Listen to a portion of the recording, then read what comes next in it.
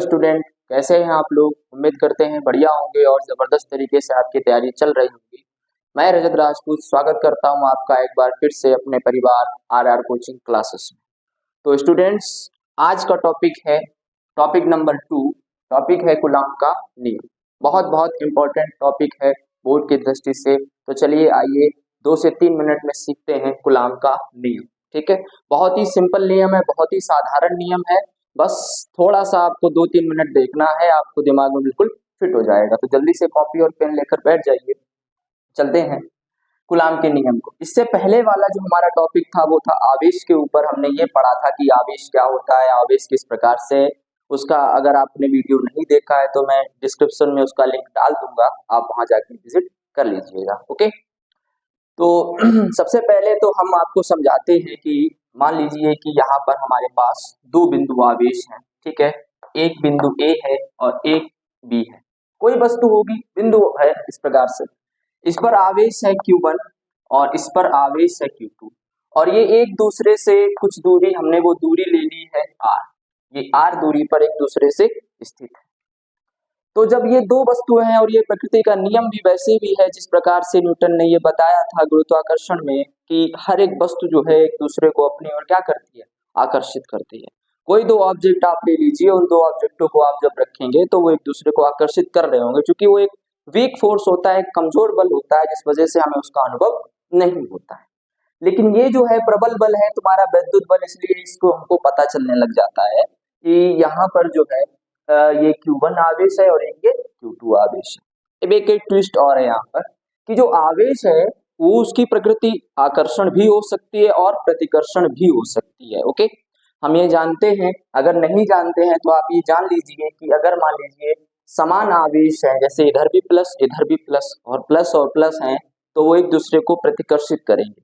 और अगर एक प्लस है और एक माइनस है तो वो एक दूसरे को क्या करेगा, आकर्षित करेगा। ओके, इतनी बात समझ गए।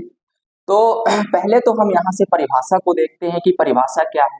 परिभाषा ये बोलती है कि किन्हीं 2, परिभाषा मैं लिख रहा हूं और मेरे साथ साथ आप भी लिखते जाइए, किन्हीं 2 बिंदु आवेशों, किन्हीं 2 बिंदु आवेशों के बीच लगने वाला, किन्हीं 2 बिंदु आवेशों के बीच लगने वाला, अब यहाँ पर ये लाइन आकर्षण या, क्योंकि दोनों ही बल हो सकते हैं, आकर्षण या प्रतिकर्षण बल। ठीक है, प्रतिकर्षण बल। अब दोनों आवेशों के, दोनों आवेशों के गुणनफल, दोनों आवेशों के गुणनफल के अनुक्रमानुपाती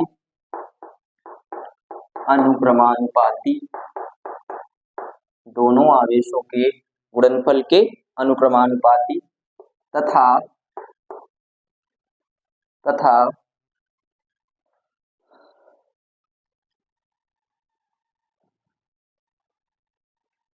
उनके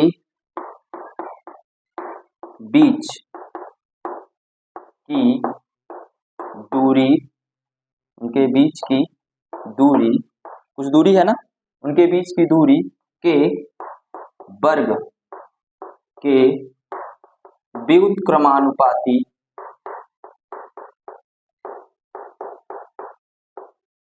होता है।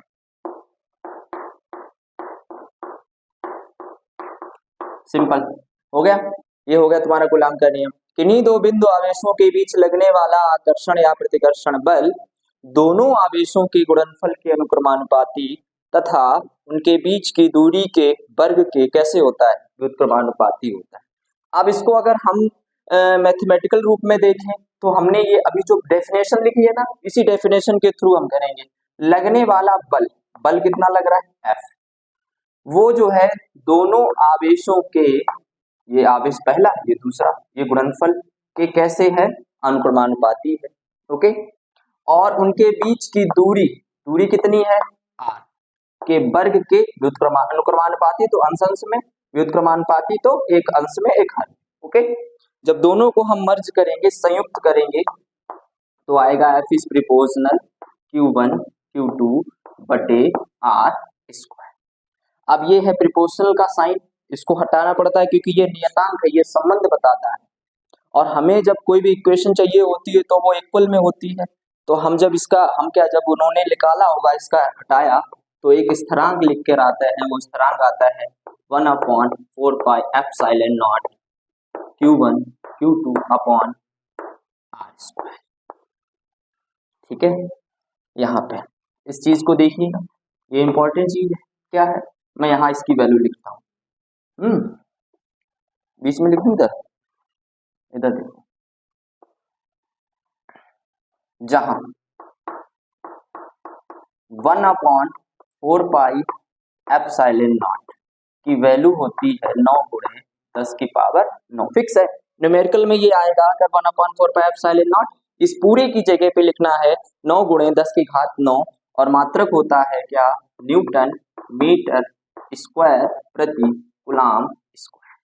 ठीक है, अब यहाँ पर एक चीज और है, ये पाई का साइन है, एक चीज और आपको दिख रही होगी, ये क्या है, इसको बारे में भी हम चर्चा कर लेते हैं। ये है, इसको पढ़ते क्या है, इसको पढ़ते हैं एप्सिलॉन नॉट, एप्सिलॉन, और जीरो लगाए, लेकिन जीरो शुरुआत में, इसलिए इसको नॉट भी पढ़ते हैं। है क्या ये है निर्वात की वैद्युतशीलता, निर्वात की वैद्युतशीलता।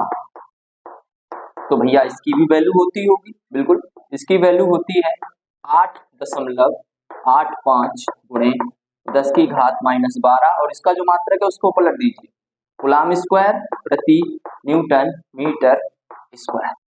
ठीक है, आई होप ये आपको समझ आया होगा, बहुत ही सिंपल है। सर कैसे लिखना है, कुछ नहीं करना है, सबसे पहले डेफिनेशन ये वाली लिखनी है, उसके बाद डेफिनेशन के बाद में ये फिगर बनाना है, फिगर बना के इसको लिख के पूरा यहाँ तक इसको आपको एज इट इज लिख देना है, और आपका ये 1 नंबर कंप्लीट हो जाएगा। ओके, आई होप आपको समझ आया होगा, और समझ में आया है तो लाइक कर देना, एंड और जो भी दोस्त हो उनको शेयर कर देना। मिलते हैं नेक्स्ट वीडियो में, तब तक के लिए जय।